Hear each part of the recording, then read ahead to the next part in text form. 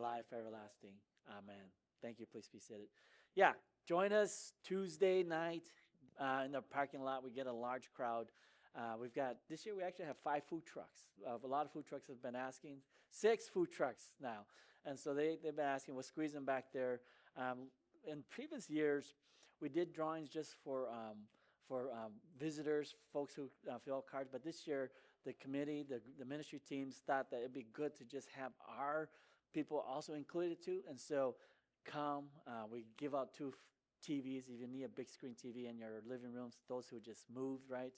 Come and get a raffle ticket, and hopefully God's going to bless you with a big screen TV. So let's get into our message this morning. Grace, mercy, and peace to you from God the Father and our Lord Jesus Christ. Amen. So here's a question for you this morning. Do you sit there, right, and think about what you can offer God? What can I offer God? Someone like me, someone who doesn't have much. I can't do much. I don't have many talents. I can't. Is there anything I can offer God that He can use? And so this is like you're going to work or you're part of a team, and you're just learning. There's nothing you feel you can do. Maybe it's you just being there to show support. Doing the littlest thing is better than nothing. Because think about it. There are people who show up. They go straight to the kitchen. They roll up their sleeves. What can I do? And then there are those who show up. You know, they come and then they find a comfortable chair, sofa. They sit and they just wait until everyone is finished cooking and preparing. Feeling like you are part of something makes you want to roll up your sleeves and help, contribute, and do something. And so I've said it before, these are some of the most important things. These are the 3 most important things to people. It's identity, it's belonging, and it's purpose. Making a difference, even with the littlest thing, begins with knowing, you and me knowing who we are, being seen, heard, valued. And then you and I, all of us, we want to be part of something. We want to belong. And it could be a student. It can be working at this fabulous company, wonderful company. It can be being a member of this family I love. It can be being a member of a church. We all want to belong to something, and it gives us comfort and confidence as individuals. And so once we have these 2 things, identity and belong, now we want purpose in our life, or purpose in the space that we belong in, or whatever that you are, where you are. This is when you and I, we roll up our sleeves and we make a difference. Even if we are only offering the littlest thing, we still want to make a difference. We have purpose. We want to matter. We want to change things. We want to support a cause. So let me ask you again. Do you sometimes sit there and think about what you can offer God? What can I offer God? Someone like me. Someone who doesn't have much. I can't do much. I don't have many talents. Is there anything I can offer God that He can use? But then you'll be amazed at what God can do with so little. You'll be amazed at how God can take something little and turn it into something great. You'll be amazed at how God wants to use you and me and what we offer to God. Sometimes we think about the impossible. But then with God, everything is possible. God just wants you to be part of it. Actually, God sees and hears you. In fact, God actually values you so much that He sent His Son, Jesus Christ, to die on the cross for you and me. God now wants you and me to belong and make a difference. And so, this morning we have this very popular text. And when I saw it, I thought about it. Everyone knows it. It's been preached for thousands of years, shared so many. And you know about me, I always want to try and find something different, new about it. And so we are still in the Gospel of Matthew. We're in chapter 14 this morning. And so Jesus just heard that his cousin, John the Baptist, died. And so Jesus got into a boat, and he went to a place where solitude, to be in a quiet place just by himself. And the crowd followed Jesus and met him there. When Jesus saw them, he got off the boat, and he had compassion on them. And Jesus healed them, healed the sick, and began sharing the kingdom of God with them. And so let's read our text this morning. It's Matthew 14, 15 to 21. Now, I don't know why Josh had a hard time reading it. That evening, the disciples come to him. This is a remote place, and it's already getting late. Send the crowds away so that they can go to the village and buy food for themselves. But Jesus said, that's not necessary. You feed them. But we have only 5 loaves of bread and 2 fish, they answered. Bring them here, he said. Then he told the people to sit down on the grass. And Jesus took the 5 loaves of bread and 2 fish, looking up toward heaven, and blessed them. Then, breaking the loaves into pieces, he gave the bread to his disciples, who distributed to the people. They all ate as much as they wanted, and afterward the disciples picked up 12 baskets of leftovers. About 5,000 men were fed that day, in addition to all the women and children. So this is our text this morning. They all ate as much as they wanted, and afterward the disciples picked up 12 baskets of leftovers. And so what a story. Imagine being one of the disciples on that day witnessing this miracle, the feeding of 5,000 men, plus all the women and the children. Something that seemed impossible became something great. Here's a fact. Did you know that there are actually 2 stories of feeding the multitudes? If you want to consider 3, there's one in Isaiah 2, but there's 2 in feeding the multitudes. One was feeding the 5,000, which is our story, where Jesus heard, after Jesus heard about his cousin John the Baptist. And then there's feeding the 4,000. It came a little bit later. And so the first story about this feeding the 5,000, all 4 Gospels mention it. And when you read it in John's account, the Gospel of John, John provides more detail about what happened on that day. John recounts the conversations between Jesus and the disciples about finding food for 5,000. So that's where we're going to spend our time in John. So before we get into the story, there's some themes here. And we know that in the Bible talks about bread in many places. And so in John 6, Jesus says that he is the bread alive. And if you think about the Israelite days, Jesus says, Moses did not give you the bread from heaven. That was manna. Then the crowd says, well, give us this bread every day. And so in John 6:35, Jesus says this, I am the bread of life. Whoever comes to me will never be hungry again. Whoever believes in me will never be thirsty. And then 51, Jesus says this, I am the living bread that came down from heaven. Anyone who eats this bread will live forever. And this bread which I will offer so to the world may live is my flesh. So back to our story. After a long day, the crowd of listening to Jesus preach and give a message and talk, it was getting dark, right? And that's when the disciples came to Jesus and asked him, let's send the crowd home so they could go rest and find food. Remember, Jesus replied and he says, you feed them. And so in John's account, Jesus, he actually turns to Peter. And Jesus says this when he turns to Peter. He goes, where can we buy bread to feed all these people? He was actually testing Peter. He says he was testing Peter for he already knew what he was going to do.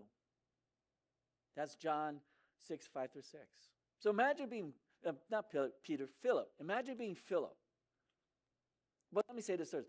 Philip in the disciple group, he was the one who helped with the meals. And so that's why Jesus turned to Philip and asked him that question. And so here's what Philip replied. Philip goes, even if we work for months, we wouldn't have enough money to feed them. This is impossible. That's what Philip was saying. There are just too many people. Jesus, what you want us are asking me to do, it is impossible for me or us to do. But then you notice how the Bible says that God already knows our response to the impossible. It says he was testing Philip, for he already knew what he was going to do. This is John 6:6. So how do you respond? How do you and I respond to God when God gives you and me in seemingly impossible tasks? You and I would probably respond the same way as Philip. What you're asking me to do or give is impossible, God. I don't have much. I can't do much. I don't have time. Where would I find the time? And so in our monthly newsletter, we're calling it Connecting With You Now. I think of our newsletter as sharing our story. And so that's why it's good for you to go and read it and find out about all the things that's going on here, the language when using the topics, right, we're talking about. So we're calling it Connecting With You. And so in our newsletter this month, I asked our contributors to share a Bible story that's meaningful to them, personal to them, one they like. And in every newsletter or Connecting With You article, newsletter, right? I'm just going to call it newsletter. In every newsletter, there's going to be a devotional insert. And you'll see that I've made some changes to that. We made it simpler. We want it to be simple for you where you can just pick up and read it in 5 minutes and then get something, receive something, right? So in the devotional insert, I actually give my personal story, a story of the Bible that I really like. It's in 1 Samuel 14:6, and it goes like this. Come, let's go over to the Philistine outposts. Perhaps the Lord will help us, for nothing can hinder the Lord. He can win a battle, whether he has many warriors or only a few. Think about that. That's a theme in the Bible. It says, will you trust me? Because faith isn't knowing the outcome. Faith is trusting the character of God. And so here's a personal thing. If you asked me 10 years ago if I would be up here giving a message every Sunday, I would say, no, you got the wrong person. That's not me. It's impossible. Someone, and Kit would tell you, someone who really didn't care much about education or learning. People say C's get degrees, right, Kia? Yeah, I didn't care much. I got through college, got a job, good job. Someone who hasn't read a book over 20 years since college. God was asking me to trust him. Now, after 7 years, you know my story. I'm up here every Sunday. Especially after a fun night last night, I made sure I get up here because I asked you guys to come here, and I'm like, I'm not going to miss it. I'm going to come here too. Even I had a really good night. Now, after 7 years, I've completed 4 years of seminary. I earned a master's in divinity. I'm very close to finishing my doctorate degree after 3 years. Something impossible I would have never imagined. What is this next faithful step that God is asking you to take this morning, this season in your life? Take it and leave the rest to God. So my story in 1 Samuel is, let's go and God will do the rest. Go and read the devotion insert. You'll love it. So let's return back to our story here of feeding the multitude, feeding the 5,000. And so, who says that young people can't make a difference? Because on that day, it wasn't the disciples who made a difference. It was a young boy with 5 loaves of bread and 2 fish. We read about it in John 6, 8 through 9. Then Andrew, Simon Peter's brother, spoke up. There's a young boy here with 5 barley loaves and 2 fish. But what good is that with this huge crowd?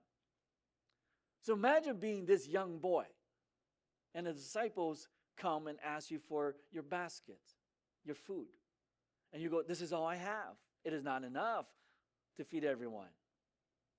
What I have is little. Go to someone else. Maybe they would have more than I do because I don't have much. I can't do much. I don't have time. Where would I find the time? So sometimes you and I, we tend to focus on what we don't have, which is food and money. But here's the question. Would God ask you to do something you and God together couldn't do? And so when you look ahead in your life in this season here as we go into the fall, and it seems impossible by human thinking, your thinking, resources, or abilities, I see it as an opportunity for God to work, do his thing. Do what you can, and then ask God to do the rest. Have the faith of Jonathan and his armor bearer, which was 1 Samuel. So on this day of feeding the multitude, in John's account, a young boy's little offering became something great with God. God took his little offering of 5 loaves of bread and 2 fish, and made it effective for the multitude, 5,000 plus their women and children. God takes everything we have, even if it's little, including our time, our givings, our talents, and turns it into something powerful in his ministry. The little that we have is good enough for God. And so Jesus says this in John 6, after all of this, he says, tell everyone to sit down. So they all sat down on the grassy slopes. The men alone numbered 5,000. Then Jesus took the loaves of bread, gave thanks to God, and distributed to the people. And afterward, he did the same with the fish. And they all ate as much as they wanted. After everyone was full, Jesus told his disciples, now go and gather the leftovers so that nothing is wasted.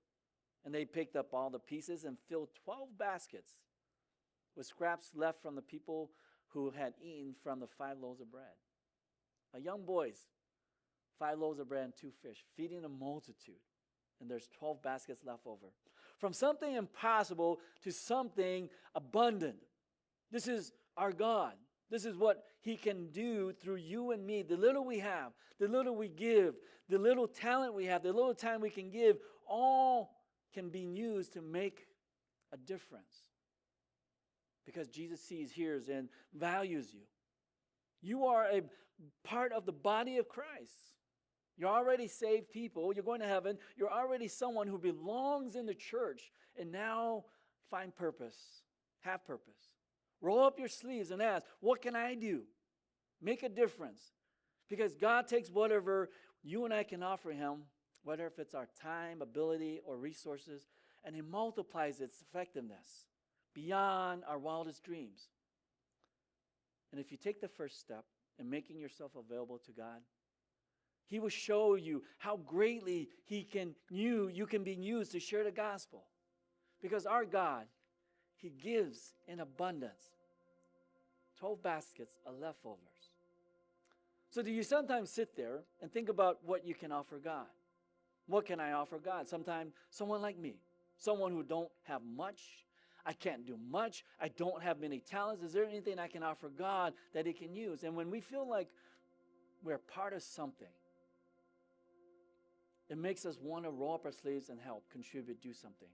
Because it's about identity, belonging, and purpose.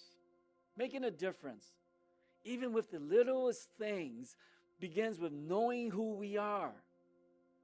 You and I were children of God. We belong to his church. We want to make a difference in other people's lives and have purpose. And so this morning, Jesus says, sit down. Receive the bread and cup. Let my body give you life. Let my body make you holy and righteous. Be in abundance with all that you have. And so let me close with this for this morning. When I think about feeding the multitudes, I think about how the Bible speaks about your and my hunger for joy and peace. This is you and me going through life with a hunger for completeness, with a hunger for joy, with a hunger for peace. Sometimes our life is up. Sometimes it's down. Sometimes it's a great year. Maybe next year is a bad year. This is life outside of God and his church. It's a very bumpy road. And so in today's message, Jesus says, he is the bread of life sent from heaven. And all who come to me will never hunger again. All who eat this bread will have life. Imagine living a life full of joy and peace. This is what Jesus means when he says that all who come to him will never hunger again. This is why you and I, we're here every day, every Sunday, to receive from Jesus, to be with him, to be reminded of what he did some 2,000 years ago, to be in his presence, and to be complete. In our story of feeding the multitudes, there were 3 groups of people. There were those, the multitude, who hungered for Christ. And then there were those who gave willingly what little they have. The young boy, this is all I have. 5 fish, 5 breads, 5 loaves of bread and 2 fish. How is this going to feed everybody? It's impossible. And then there are those who serve the multitude, the disciples. You feed them. You and I were here this morning so that Jesus can use you and me to serve the multitude who hunger for joy and peace, what you and I have, who hunger for Jesus. Because Jesus will turn into greatness the little that you and I give with our time, our treasure, and our talent. He will multiply its effectiveness beyond our wildest dreams. And so go this week and firmly believe God takes what we offer and multiplies it. May this message bless you and your family and give you peace. Amen. Let's stand for the communion part of our service.